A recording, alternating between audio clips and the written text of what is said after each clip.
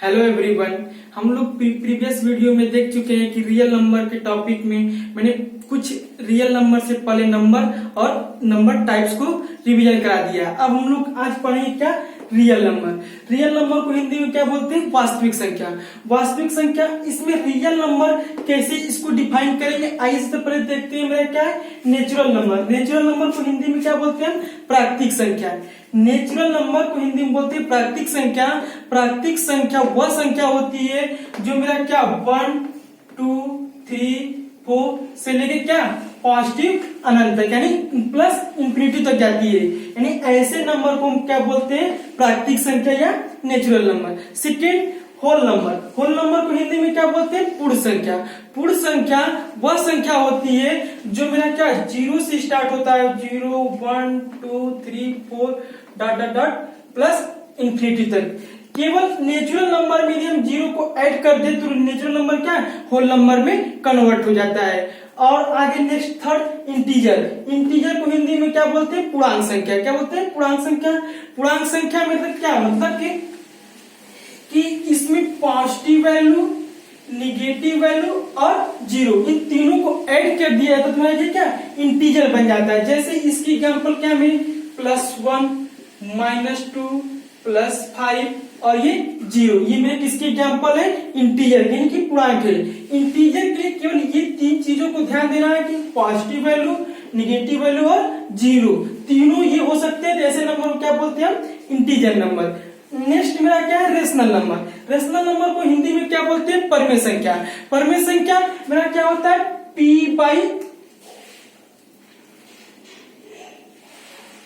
P by Q के रूप में डिनोट किया जाता है। जहां पे मेरा क्या P और Q क्या होने चाहिए, इंटीजर होनी चाहिए। क्या होनी चाहिए, इंटीजर होनी चाहिए। और एक Q की वैल्यू क्या है, तो Q की वैल्यू है नॉट इक्वल टू 0। यदि ये दोनों कंडीशन फॉलो करते हैं तो ये मेरा क्या कहलाता है, रेशनल नंबर। रेशनल नंबर के एग्जांपल देख लीजिए। जैसे कि इसके एग्जांपल क्या क्या हो सकते हैं, 2/3, 7/5, 6/9, -2/3 और ये 0/1, 0 और ये 2। ये सारे मेरे क्या है, रेशनल नंबर के एग्जांपल है। आइए फिर देखते हैं इरेशनल नंबर। इरेशनल नंबर को हिंदी में क्या बोलते हैं, अपरिमेय संख्या। अपरिमेय संख्या वह संख्या होती है कि जो रेशनल नंबर नहीं होता उसे हम क्या बोलते हैं, इरेशनल नंबर। जैसे इसके एग्जांपल क्या होंगे, √3, √5, √7। ये 7। और एक टॉपिक इसमें ये ध्यान देना है, जैसे कि मान लीजिए पाई की वैल्यू क्या 3.14। हम लोग इसको सपोज करते हैं, लेकिन इसकी वैल्यू क्या होती है 3.142769 बहुत सारे नंबर होते हैं। ऐसे नंबर को भी हम क्या बोलते हैं, अपरिमेय संख्या यानी कि इरेशनल नंबर भी बोलते हैं। जिसके मतलब कि जो डेसिमल के बाद कोई भी नंबर कैसा अंत ना हो, यानी इनफिनाइट टाइम से चलता जाए, लंबा हो, तो उसको हम क्या बोलते हैं, इरेशनल अपरिमेय संख्या है। ठीक, तो real number, natural number, whole number, integer और रेशनल और इरेशनल, यदि इन पांचों को आपस में कंबाइन कर दिया जाए तो जो मेरा नंबर बनेगा उसे हम क्या बोलते हैं, रियल नंबर। ठीक है, मैंने फिर से बताने का प्रयास कर रहा हूं, रियल नंबर वह नंबर होता है जिसमें natural number, whole number, integer, rational number और इरेशनल नंबर, यदि इन पांचों को आपस में कंबाइन कर दिया जाए तो जो नंबर का निर्माण होगा उसे हम क्या बोलते हैं, रियल नंबर। ठीक, आगे हम लोग देखते हैं रियल नंबर की नेक्स्ट टॉपिक क्या है मेरा, यूक्लिड डिवीजन एल्गोरिथम। इसका मतलब क्या है, यूक्लिड डिवीजन मतलब आपको पता है इसका मतलब क्या होता है, भाग देना। क्या होता है, भाग देना, यानी कि क्या करना, डिवाइड करना। क्या करना, डिवाइड करना। अब अगला क्या है मेरा, एल्गोरिथम। एल्गोरिथम क्या है, जैसे हम किसी भी कोई भी कार्य करना है, कोई भी कार्य को स्टेप बाय स्टेप क्या करना, फॉलो करना। ठीक, यानी कि यदि कोई भी वर्क है, किसी भी वर्क को स्टेप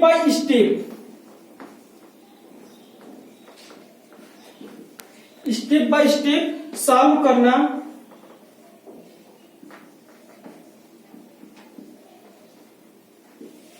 ठीक, यानी कि एल्गोरिथम मेरा क्या होता है, एल्गोरिथम को हम एक नॉर्मल तरीके से प्रोसेस भी बोल सकते हैं। जैसे कि एल्गोरिथम में कोई भी किसी भी हम काम को कर रहे हैं तो स्टेप बाय स्टेप सॉल्व करना क्या कहलाता है, मेरा एल्गोरिथम कहलाता है। जैसे कि मान लीजिए हमको 2+3 करना है, ठीक है, तो पहले क्या करेंगे, हम 2 को ध्यान से देखेंगे, फिर बीच में देखेंगे क्या है, कौन सा ऑपरेटर है, प्लस का ऑपरेटर, तो प्लस, और 3 है तो 3, क्या करेंगे, और 2+3 को ऐड करेंगे तो मेरा क्या आंसर आएगा, 5। यानी कि हम स्टेप बाय स्टेप किसी भी वर्क को सॉल्व करना मेरा क्या कहलाता है, एल्गोरिथम कहलाता है। ठीक, आइए हम देखते हैं यूक्लिड डिवीजन एल्गोरिथम होता क्या है। जैसे कि मान लीजिए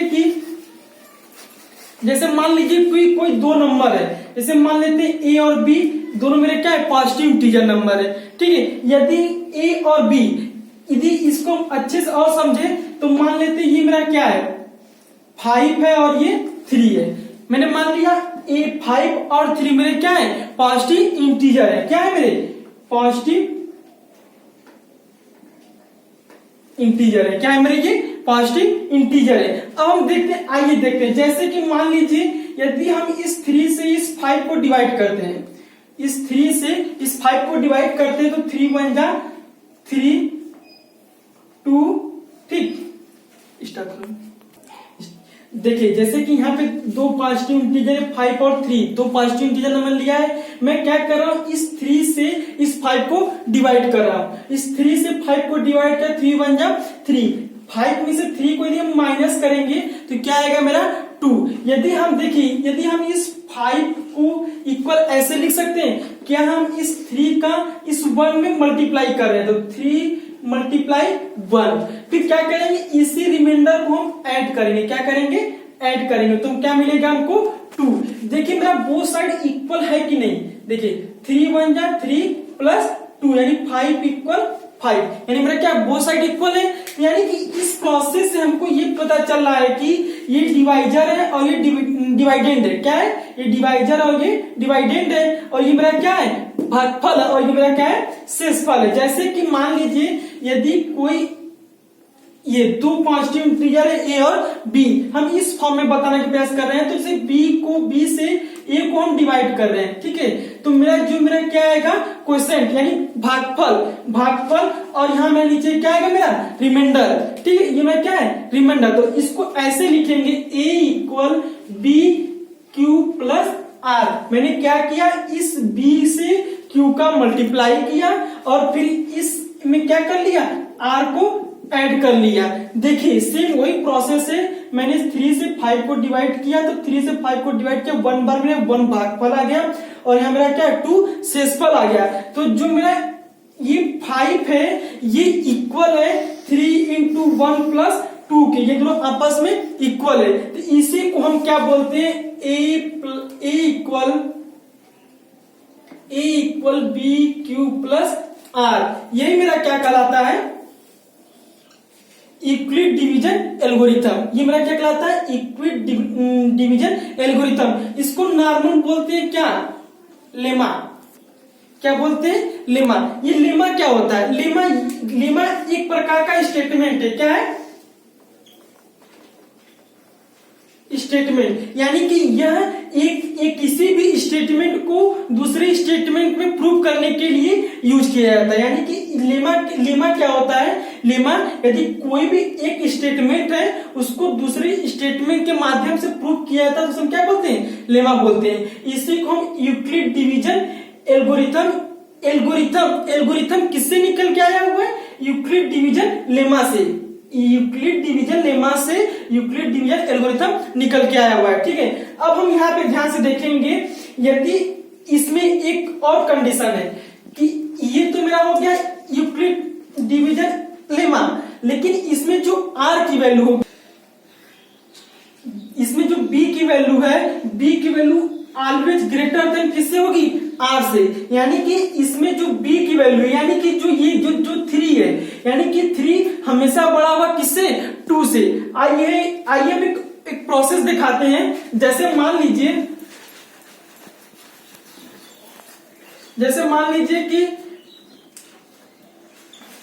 इस 3 से मैं 3 को ही डिवाइड करते हैं, ठीक है। 3 से 3 को डिवाइड करेंगे 1 बार में 3 आएगा, माइनस करेंगे 0, यानी मेरी r की वैल्यू क्या आ गई 0। ये देखिए 3 से छोटा है, ठीक। एक और स्टेप आगे बढ़ते हैं, ठीक है।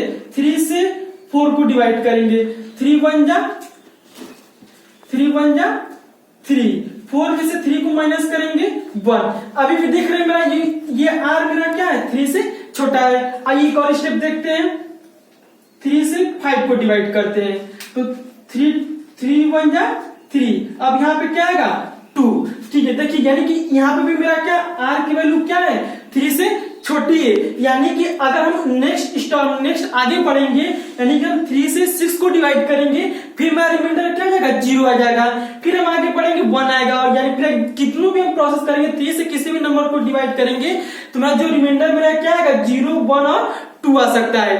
जैसे कि 3 से छोटी वैल्यू क्या होगी 0 होगा, 1 होगा और 2 होगा, यही 3 नंबर होंगे 3 से छोटे होंगे। तो जो मेरा कहने का मतलब है कि जो b है b ग्रेटर देन r होगा, यदि इस जहां पे रिमाइंडर मेरा क्या है, यदि मान लीजिए b की वैल्यू मेरी क्या है 5 है, तो मेरा रिमाइंडर क्या क्या हो सकता है 0 हो सकता है, 1 हो सकता है, 2 हो सकता है, 3 हो सकता है और ये 4 हो सकता है, 5 नहीं होगा। ऑलवेज 1 छोटा होगा, यानी कि यदि यहाँ पे मान लीजिए 7 रहता तो 0 होगा, 1 होगा, 2 होगा, 3 होगा, 4 होगा, 5 होगा, 6 होगा। ये मेरा क्या है रिमाइंडर है, और ये मेरा क्या है b की वैल्यू है। तो जो b की वैल्यू होगी हमेशा बड़ी होगी किससे रिमाइंडर से, ओके ठीक। एक बार हम फिर से बताने का प्रयास करते हैं यूक्लिड डिवीजन एल्गोरिथम होता क्या, सिंपल लैंग्वेज। इसमें क्या होते हैं, इसमें हम 2 पॉजिटिव इंटीजर लेंगे, कितने लेंगे 2 पॉजिटिव इंटीजर लेंगे, 2 पॉजिटिव इंटीजर वैल्यू लेंगे, ठीक है। इसमें क्या लेंगे 2 पॉजिटिव इंटीजर वैल्यू लेंगे। फर्स्ट मान लेते हैं a है और सेकेंड मान लेते हैं b है, तो क्या करेंगे हम इस b से a को डिवाइड करेंगे, क्या करेंगे इस b से a को डिवाइड करेंगे, तो मेरा कुछ a equal b q plus r आएगा, जहां पे मेरा q क्या आएगा, यदि b से a को डिवाइड करने पे q मेरा क्या है भागफल है, क्या है भागफल है, और r मेरा क्या है शेषफल है, ठीक है। यानी कि b a को डिवाइड करता है, तो जो b a के डिवाइड कर रहा है, तो जो भागफल आएगा और जो शेषफल आएगा, इन तीनों को एक साथ रखेंगे और a एक साथ रहेगा, तो जो इस प्रकार का एल्गोरिथम बनेगा, यानी कि उसे क्या बोलते हैं लेमा। लेमा क्या होता है मैं बताने का प्रयास कर रहा हूं। लेमा इज ए स्टेटमेंट, इसका इस्तेमाल एक स्टेटमेंट से दूसरे स्टेटमेंट को प्रूव करने के लिए किया जाता है। लेमा फिर से बताने का कर रहा हूं, लेमा इज ए स्टेटमेंट, यानी इसका इस्तेमाल हम इसलिए करते हैं कि एक स्टेटमेंट की सहायता से हम दूसरे स्टेटमेंट को क्या करते हैं प्रूव करते हैं। एल्गोरिथम क्या होता है प्रोसेस, यानी किसी भी वर्क को स्टेप बाय स्टेप सॉल्व करने क्या कहलाता है एल्गोरिथम कहलाता है, ठीक है। इसमें हमको यूक्लिड डिवीजन एल्गोरिथम में क्या ध्यान देना है, इसमें a equal B Q plus r, ये मेरा क्या इस यूक्लिड डिवीजन एल्गोरिथम का सिंटेक्स यानी लेमा है। इसमें 2 कंडीशन है, यानी इसमें एक कंडीशन है सॉरी, जो b की वैल्यू हमेशा क्या चाहिए b की वैल्यू ग्रेटर देन होगी r से, यानी b की वैल्यू हमेशा बड़ी होगी किससे r से, ठीक है। जैसे जहां पे ये लिखा गया है 0 less r equal r less than b, ठीक है, यानी कि जो r की वैल्यू है 0 भी हो सकती है, ठीक है, और क्या होगी b से छोटी होगी, यानी कि r हमेशा b से छोटा होगा और 0 से स्टार्ट होगा। मैंने बताया कि यदि मान लीजिए b की वैल्यू 3 है, तो मेरा r क्या क्या हो सकता है 0 होगा, 1 होगा और 2 होगा। यदि मान लीजिए b की वैल्यू मेरी क्या है 5 है, तो r की वैल्यू क्या होगी 0 होगी, 1 होगी, 2 होगी, 3 होगी, 4 ये होगी, ठीक है। आइए हम कुछ इस पे बेस कोई क्वेश्चन देखते हैं, ठीक है। ठीक, देखिए हम ये पढ़ क्यों रहे हैं यूक्लिड डिवीजन एल्गोरिथम, इसका उपयोग हम सिर्फ 2 नंबर के बीच क्या एचसीएफ फाइंड करने के लिए करते हैं। यूक्लिड डिवीजन एल्गोरिथम का उपयोग किस लिए पढ़ रहे हैं, इसका उपयोग सिर्फ इतना ही है कि हम 2 या 2 से अधिक नंबरों के बीच में एचसीएफ फाइंड कर रहे हैं, ठीक है। तो जैसे मान लीजिए कि मैं इसका एक नियम बताता हूं, जैसे इसकी रूल क्या है रूल, जैसे सबसे पहले मान लीजिए पहले देखें क्या है ए कामा बी, दो पॉजिटिव इंटीजर है। क्या है? दो पॉजिटिव इंटीजर वैल्यू है। तो हम क्या करेंगे, सेकेंड स्टेप चेक करेंगे। क्या करेंगे? बी से ए को डिवाइड करेंगे। क्या करेंगे? डिवाइड करेंगे। क्या करेंगे? डिवाइड करेंगे। और यह प्रोसेस तब तक करते रहेंगे जब तक कि मेरा रिमाइंडर क्या ना हो जाए, जीरो हो जाए। यानी कि हम डिवाइड तब तक करते रहेंगे जब तक कि मेरा क्या रिमाइंडर जीरो ना हो जाए। यदि मान लीजिए मैंने, जैसे कि मान लीजिए यदि मान लीजिए ए की वैल्यू 5 है और बी की वैल्यू 3 है, ठीक है। मैंने क्या किया, इस 3 से 5 को डिवाइड किया, 3 1 जा 3, यानी मेरा रिमाइंडर क्या आ गया, 2। मेरा रिमाइंडर क्या है, 0 के इक्वल है नहीं। तो इसे क्या करेंगे, हम फिर इसी प्रोसेस को आगे बढ़ाएंगे। यदि मान लीजिए यहाँ पे 3 रहता और यहाँ पे क्या था मेरा 0, तो मेरा क्या होता, ये जो वैल्यू होती, ठीक है, ये जो वैल्यू होती मेरे क्या थी, एचसीएफ होती। यानी कि कहने का मतलब ये है कि यदि हम डिवाइड कर रहे हैं, हमको जहां पे भी रिमाइंडर की वैल्यू 0 हो जाएगी, ठीक है। लास्ट स्टेप यानी कि डिवाइड कर रहे हैं, यदि r की वैल्यू 0 हो जा रही है, जहां पे 0 होगी यानी उस b की वैल्यू ही मेरा क्या कहलाएगी, एचसीएफ कहलाएगी। क्या कहलाएगी, वो b की वैल्यू मेरा क्या कहलाएगी, एचसीएफ कहलाएगी। ठीक है, तो आइए हम एक एग्जांपल देख के आपको दिखाने का प्रयास करते हैं। ठीक, देखिए हम यूक्लिड डिवीजन एल्गोरिथम की सहायता से हम दो नंबरों के बीच महत्तम समाप्त वर्तक यानी एचसीएफ फाइंड कैसे करते हैं ये बताते हैं।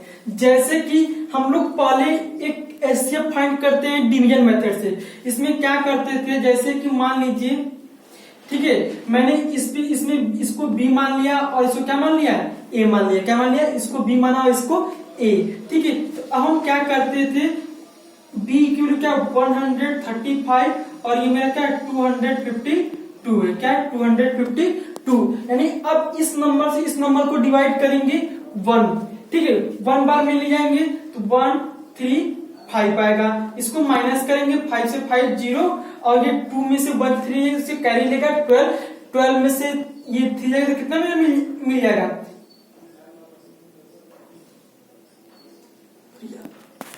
135 से इस 1 को डिवाइड करेंगे तो 1 बार में क्या आएगा, 135 आएगा। इसको माइनस करेंगे तो 5 से 5 जाएगा 0 और यहाँ मेरा क्या है 2 में से 3 नहीं जाएगा, इससे रिमाइंडर लेगा। तो यहाँ पे क्या है 12 में से इस 3 जाएगा तो मेरा क्या आएगा 9 और यहाँ 1 में से 1 जाएगा तो ये कैंसिल। अगला स्टेप क्या करते थे, इसी रिमाइंडर से हम अगले क्या करते थे, इसको डिवाइड करते थे। यानी 135 को डिवाइड करते थे, फिर इस 90 से 135 को डिवाइड करेंगे तो 1 बार में क्या आएगा मेरा 19, 5 में से 0 जाएगा तो 5 और यहाँ पे क्या 13 में से 9 जाएगा तो क्या आएगा 4। ठीक, अब ये मेरा रिमाइंडर मेरा क्या है 45। अब इस 45 से इस 90 को डिवाइड करेंगे तो 45 2 जा 19, मेरा क्या आ जाएगा 19 आ जाएगा।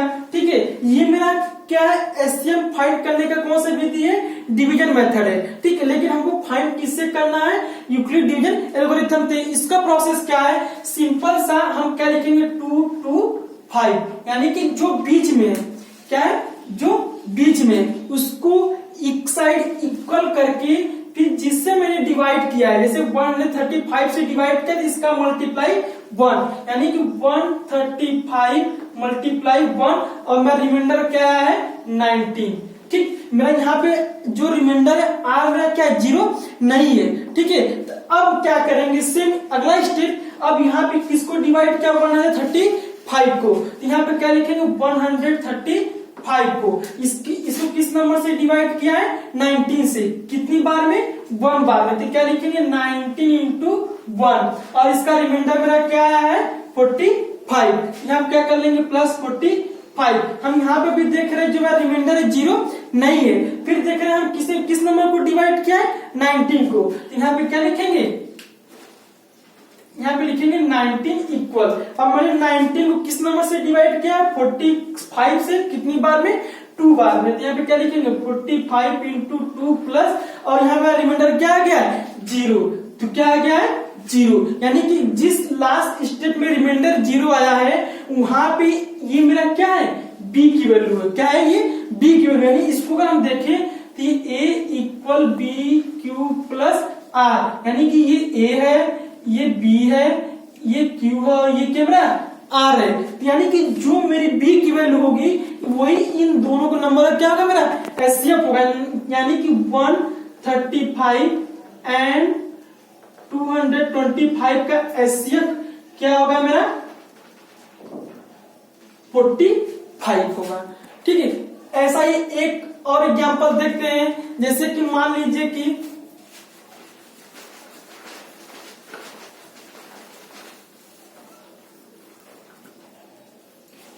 क्या 455 है और एक नंबर क्या मान लेते हैं 42। ठीक, ये दो नंबर है। यहाँ पे मैंने इसको क्या मान लिया ए और इसको मैंने क्या मान लिया बी। ठीक है, सिंपल सा हम क्या करेंगे, इस बी से ए को डिवाइड करेंगे। यानी कि क्या 42 से 455 को डिवाइड करेंगे, 1 बार में 42 आएगा, 5 में से 2 जाएगा, 3 कैंसिल हो जाएगा, 5 आ जाएगा। ठीक है, यहाँ पर रिमाइंडर 0 हुआ नहीं। फिर इस 35 से हम किसको डिवाइड करेंगे, अभी मेरा क्या ये 5 नीचे आएगा। ठीक है, क्या मेरा ये फिर मेरे 35 हो गया, ये 42। ठीक है, ये 35 हो जाएगा। इस 35 से हम क्या करेंगे, इस 42 को डिवाइड करेंगे तो ये मेरा क्या आ जाएगा, 1 बार में ले जाएंगे 35 आ जाएगा। इस 12 में से 5 जाएगा तो मेरा क्या जाएगा 7 हो जाएगा और ये क्या 3 में से 3 कैंसिल हो जाएगा।